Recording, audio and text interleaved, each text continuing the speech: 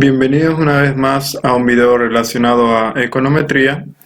En esta sección continuaremos con el anterior ejemplo de el modelo o ecuación para el salario por hora, el cual habíamos determinado la estimación de los parámetros y posteriormente se hizo el tema de las pruebas individuales T. Ahora en esta sección realizaremos nuevamente la prueba de hipótesis, pero basándonos en la prueba global F, que determina de tal manera de que vamos a comprobar si los coeficientes estimados, en este caso lo que tenemos en nuestra sección, aquí lo tengo, estos valores de beta vamos a comprobarlo ahora no de manera individual, ahora vamos a agruparlos todos y vamos a ver si de cierta manera son o no son válidas para el modelo. Por lo tanto, vamos a usar una vez más el tema del formulario para poder determinar este caso.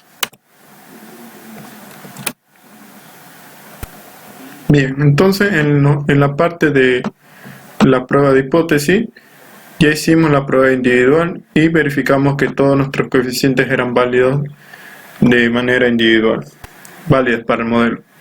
Ahora, para realizar la prueba global F, la prueba de Fisher, nos basamos en el siguiente procedimiento. Primeramente, nos basamos nuevamente en una hipótesis, donde tenemos la hipótesis nula, donde nos dice que los valores de nuestros betas tendrían que ser iguales a 0. Y la hipótesis alternativa nos indicaría que los valores estimados tendrían que ser distintos de 0. Agrupándolo de manera conjunta. Entonces, lo que queremos aclarar más que todo en esta sección es que cuando se realiza la prueba global F o la prueba en conjunto, ya no se está tomando en cuenta el valor del intersecto. Por lo tanto, el valor de 0.2843 determinado como nuestro intersecto no lo utilizaremos para realizar la interpretación de la hipótesis. Solo vamos a utilizar beta 2, beta 3 y beta 4 en esta sección. Una vez que ya hemos definido nuestra hipótesis, ahora vamos a basarnos en el estadístico de prueba. En el tema del estadístico de prueba usamos nuevamente el F calculado y el F crítico o F de tabla.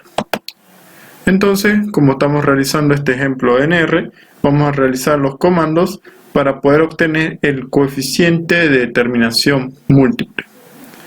Entonces, para poder obtener el coeficiente de determinación múltiple, nos vamos al paso al punto 15 del formulario, donde vemos nuevamente el análisis de varianza ANOVA y verificamos que el coeficiente de determinación es calculado por medio de la sumatoria explicada de cuadrados sobre la sumatoria total de cuadrados.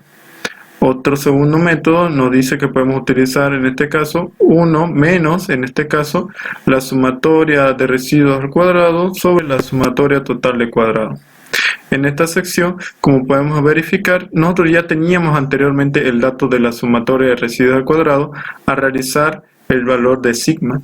Entonces, vamos a volver a utilizar la sumatoria de residuos al cuadrado para poder obtener nuestro coeficiente de determinación. Solo tendríamos que calcular, en este caso, la sumatoria total de cuadrados, el cual en esta sección de la suma de cuadrados, aquí ya lo tenemos el dato, que se calcula netamente como y transpuesta de y menos el número de las observaciones por la media elevado al cuadrado. Entonces, estos son los pasos que vamos a realizar con respecto a la prueba global F. Entonces, vamos a basarnos en el primer punto, el coeficiente de determinación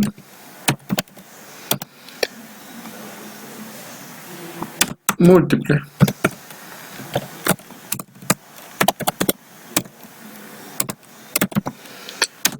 Entonces, el coeficiente de determinación múltiple nuevamente se lo denota como R elevado al cuadrado. Normalmente en los libros se muestra que cuando utilizamos el R minúscula estamos haciendo notación más que todo del coeficiente de determinación simple, o sea que solo tiene una sola variable explicativa. Bien, dada esa aclaración, revisemos. Primer dato que nos pide para sacar la sumatoria total de cuadrados es tener la matriz Y transpuesta de Y, cosa que nosotros ya lo teníamos con anterioridad. Entonces lo único que voy a hacer, voy a volver a escribir el comando que ya ha sido creado. Como se puede verificar, Y transpuesta de Y. Aquí lo tenemos, lo escribo y lo doy correr. Y me sale el mismo dato que tengo en esta sección de acá. Posteriormente a eso, necesito el número de las observaciones y también necesito la media de Y, cosa que no tengo. Entonces le voy a dar MY y esto va a ser sacado por medio de el promedio de la matriz Y.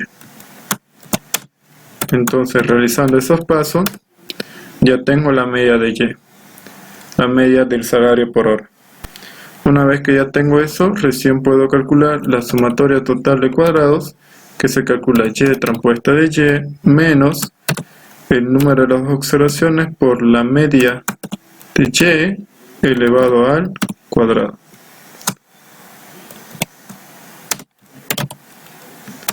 Entonces nos sale que la sumatoria total de cuadrados es igual a 148.3297.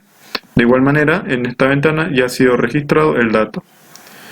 Otro dato adicional que necesitamos es la sumatoria de residuos al cuadrado, que lo teníamos anteriormente, solo lo estamos volviendo a revisar, que nos sale 101.4556. Entonces, como este modelo estocástico contempla un error por cada observación, nos dice que la sumatoria de los residuos al cuadrado nos dio 101.45. Este valor nuevamente tendría que ser lo más bajo posible para considerar que sea un buen modelo. Pero como se puede observar, este valor es muy próximo a la sumatoria total de cuadrados. Por lo tanto, indicamos que hay más residuos o más errores en nuestro modelo que más valores explicados. Por lo que nos debería entender que el valor del R cuadrado nos tendría que salir bajo. Bueno, vamos a verificar eso entonces. Sería 1 menos la sumatoria de residuos al cuadrado dividido por la sumatoria total de cuadrado. Verificamos. Y como se puede apreciar, aquí tenemos que el valor de nuestro R cuadrado es igual a 0.3160. Nuevamente, como es un valor elevado al cuadrado, nos indica, digamos, que siempre va a ser un valor positivo que va a estar dentro de 0 y 1, que nos indicaría que sería del 0 al 100%. Entonces, lo que nosotros tendríamos ahora es nuestra explicación de las variaciones, porque el R cuadrado nos indica más que todo el ajuste de bondad. Entonces la interpretación sería que la variación de las variables independientes, que en este caso son la educación, el tema de la experiencia y este número que normalmente se considera como los años de antigüedad en el empleo actual. Nos dice que la variación de las variables independientes explica la varianza de la variable explicativa en este caso sería 31.60%, lo cual se consideraría bajo, porque lo que tratamos de decir de que las variables explicativas, su varianza llegan a cambiar, solo esta varianza llega a explicar que la variable Y, que sea el salario por hora, solo cambie o lo explique en un 31.60%, lo cual es bastante bajo. Un dato adicional, igual que se puede poner aquí en el tema del coeficiente de determinación, es que también nos indicaría un saldo, digamos, que lo voy a anotar como R cuadrado, voy a ponerle del residuo, como así. que 1 menos el R cuadrado.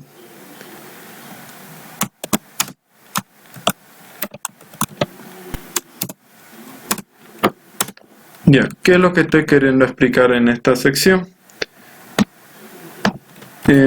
Voy a darle en la sección de abajo para poder colocarle esa interpretación. Es que aquí nos indica que la variable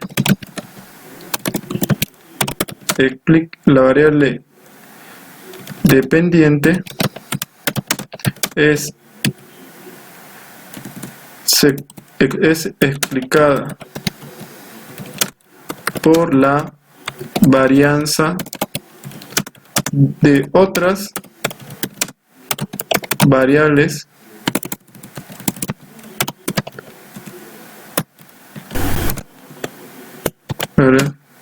fuera del modelo en este caso sería 68.40%. O sea, ¿qué estoy considerando en esto? Dice que nuestro coeficiente de determinación, el R cuadrado, dice que las variables explicativas, las que nosotros hemos considerado, solo llegan a explicar la varianza del salario por hora en un 31.60%, lo cual nos indicaría que hay un saldo, en este caso, de 68.40%, que son otras variables que no hemos tomado en cuenta que podrían explicar mejor al modelo. Entonces, esto es un punto adicional considerando el tema de el coeficiente de determinación. Otro punto que igual sería bueno rescatar en esta sección sería tomar en cuenta, voy a colocarle como un punto número 2, es referente al coeficiente de determinación ajustado, que nos referimos a un valor más óptimo. Entonces, este valor de coeficiente de determinación ajustado llega a evaluar el R cuadrado de manera más óptima, el cual se calcula de la siguiente manera. Vamos haciendo uso nuevamente del formulario. Entonces, el formulario nos indica lo siguiente. Ese coeficiente de determinación ajustado no es más que el valor, en este caso, que lo tenemos. Este es el dato que vamos a utilizar, o el formulario, la fórmula, 1 menos este valor de la varianza que no ha sido explicada por otra, o como les dije, otras variables que pueden explicar mejor al modelo, y vamos a multiplicarlo en este caso por el número de las opciones menos 1 y el tema del grado de libertad de n menos k. Entonces vamos a verificar eso. 1 menos, en este caso, 1 menos el valor de R al cuadrado multiplicado n menos 1 dividido entre n menos k. Cierro esto y vuelvo a escribir el tema del R cuadrado ajustado para poder ver el valor. Entonces, como se puede apreciar, si anteriormente habíamos sacado el R cuadrado, nos salía que el valor era en este caso de 31.60%. Ahora nos sale que va a ser un valor de 31.21%. O sea, es mucho más óptimo, o sea, por lo que encuentra los valores mucho más precisos del ajuste de bondad de nuestro modelo. Bueno, una vez dado eso, el tema de la interpretación es igual que el anterior.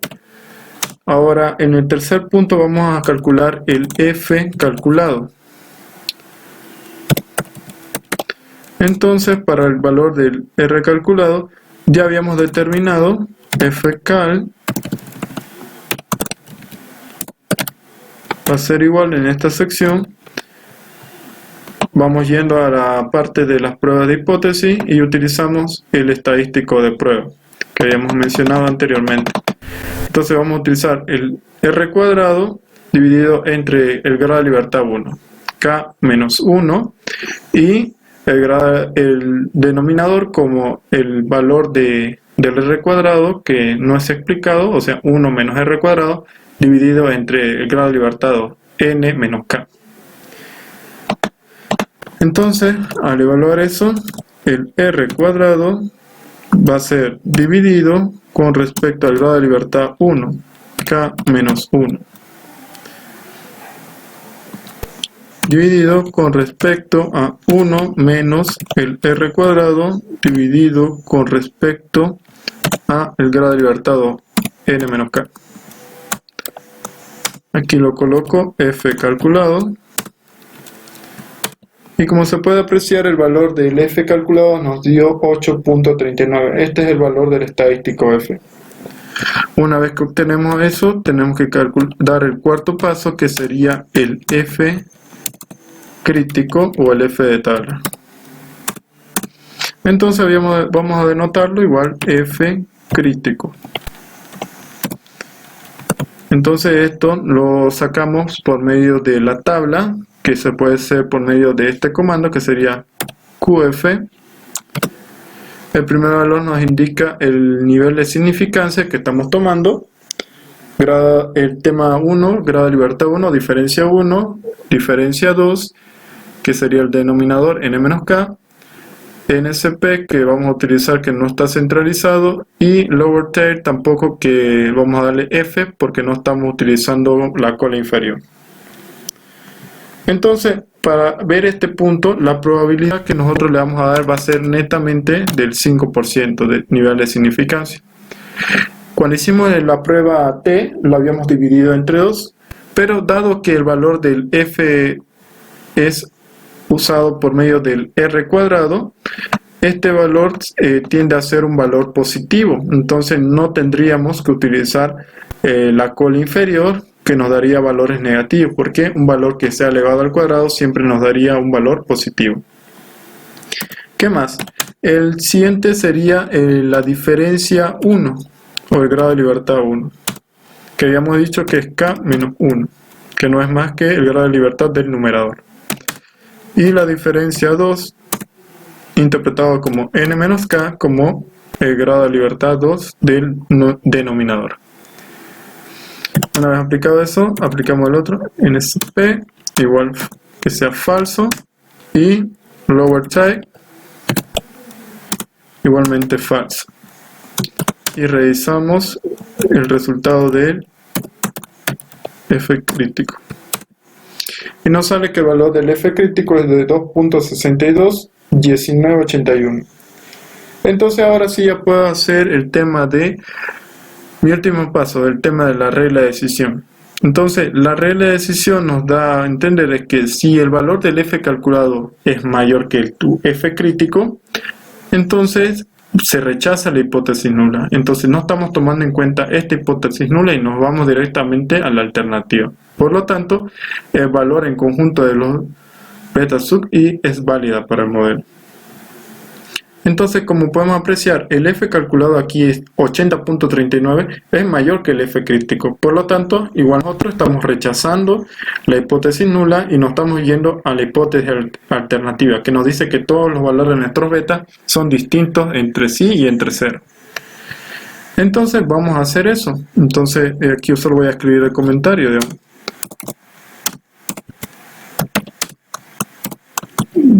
Dado que el valor de el f calculado es en este caso mayor que el f crítico, se rechaza la hipótesis nula. Por lo tanto,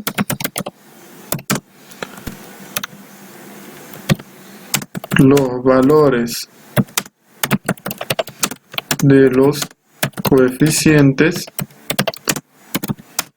son válidos de manera conjunta al 5% de nivel de significancia estadística. Eso correspondiente a el último paso relacionado con las pruebas globales. Entonces eso sería, digamos, lo complementario a las pruebas de hipótesis para verificar realmente si estos betas eran o no eran válidos para la predicción o la explicación del salario por hora. Entonces, en el próximo video haremos los últimos pasos de nuestra validación de nuestro modelo, realizando más que todo la estimación del Y estimado, realizando sus estadísticos descriptivos y el gráfico de la misma, y de la misma manera los residuos de cada observación de los trabajadores, igualmente sacarle el estadístico y graficarlos para poder tener una mejor interpretación. Y se debe a la misma aplicar la paquetería de LMTest para verificar que todos los datos coincidan con los realizados con las matrices.